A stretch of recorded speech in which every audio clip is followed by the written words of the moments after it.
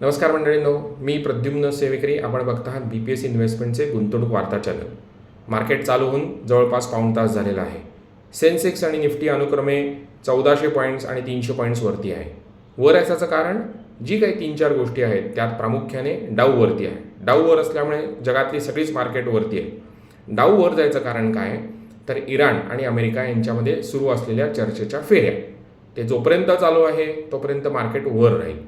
त्याच्यामुळे काय झालं आहे की दुसरं आपसूक तेलाच्या किमती खालती गेलेल्या आहेत. $100 प्रति बॅरलवरून ते आता $95 प्रति बॅरलपर्यंत आलेले आहेत.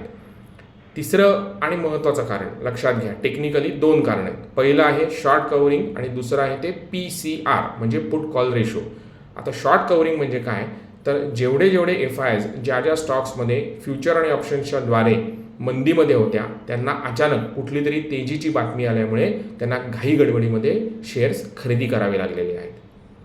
ही आपल्याला टेक्निकली PCR म्हणजे पुट कॉल रेशोच्या द्वारे आपल्याला माहिती कळू शकते.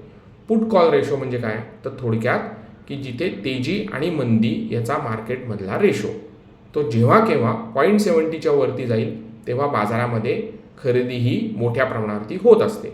आता आपल्या इथल्या DISनी परवा काल सुट्टी असल्यामुळे जवळपास 2400 कोटी रुपयांचे स्टॉक्स खरेदी केलेले आहेत. DIS काय आहेत, साधारणपणे शॉक ॲब्झॉर्बरसारखे काम करतात. तर या कारणांमुळे मार्केट आज वर आहे.